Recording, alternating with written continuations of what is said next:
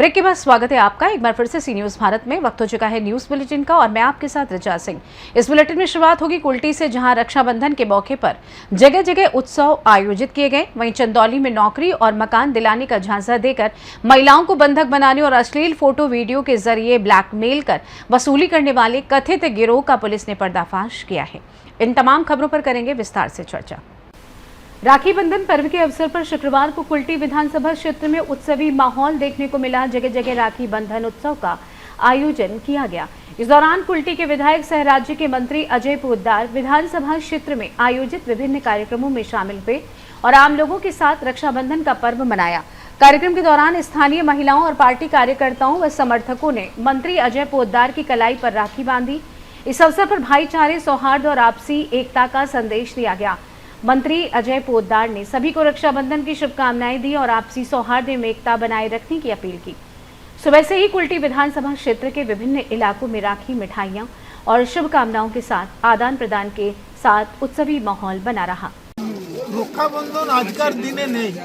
যদি আমরা কৃষ্ণের যুগে যাই, দ্বাপর যুগে সুভদ্রা ভগবান কৃষ্ণকে রাখি বাঁধতে গিয়েছিল, তখন থেকে আমরা জানি। এমন তো ভগবান বিষ্ণু যখন বামন অবতার করেছিলেন, সেই সময় ভগবান এই যে আমাদের বলি, রাজা বলি, যখন আমরা রক্ষাবন্ধন করি তো দীনবন্ধু বলি রাজা, দানবেন্দ্র মহাবলা,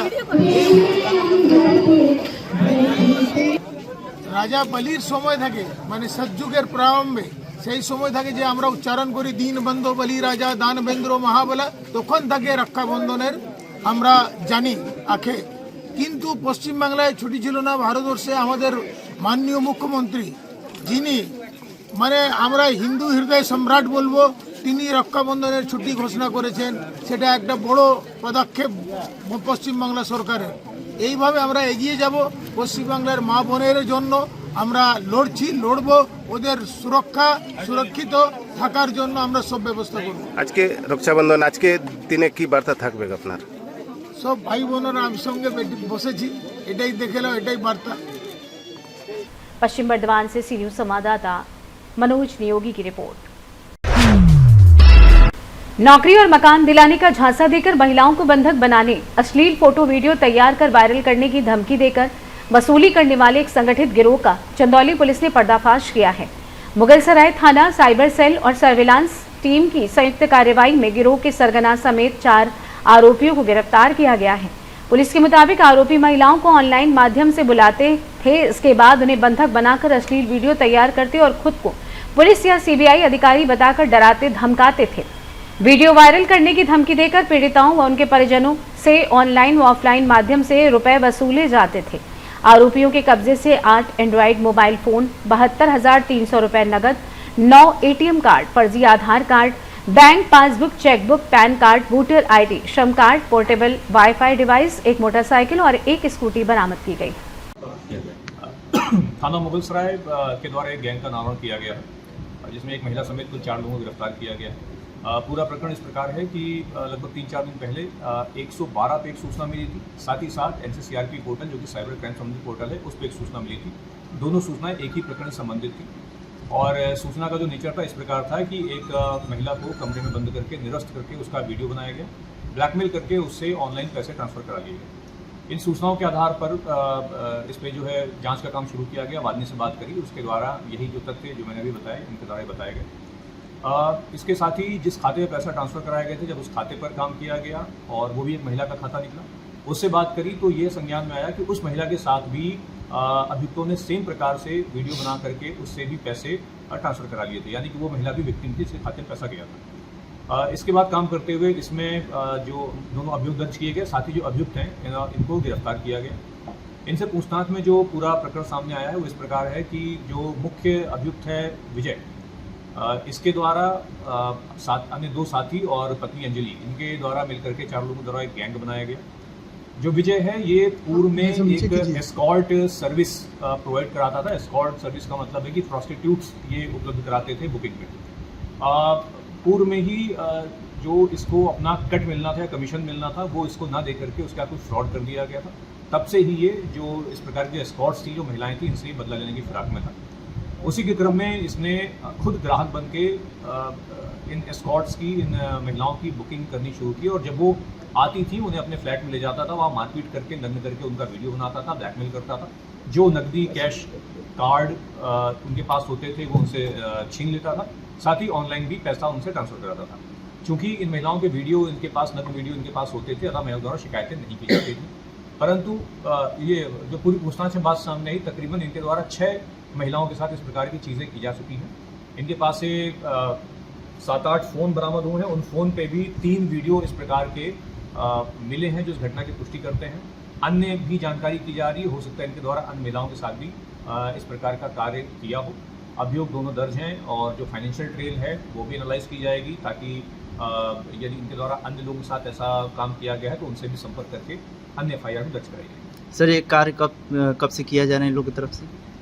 ये पूछताछ में तकरीबन इनके द्वारा 1-1.5 साल से करना बताया गया है, पर उसमें जानकारी की जा रही है, ये कब से पूरा कर रहे हैं। इसके अलावा भी कोई आपराधिक इतिहास रहा इन लोग का? नहीं, इनका अन्य आपराधिक इतिहास नहीं मिला। ठीक। चंदौली यूपी से सी न्यूज़ संवाददाता सुमित सिंह की रिपोर्ट। रक्षाबंधन के पर्व पर इंदौर केंद्रीय जेल में भाई बहन के प्रेम का भावुक नजारा देखने को मिला। बड़ी संख्या में बहनें जेल पहुंची और अपने भाइयों की कलाई पर राखी बांधकर उनके सुखी जीवन की कामना की। जेल प्रशासन की ओर से बहनों के लिए राखी, कुमकुम, चावल, नारियल और मिठाई की व्यवस्था कराई गई।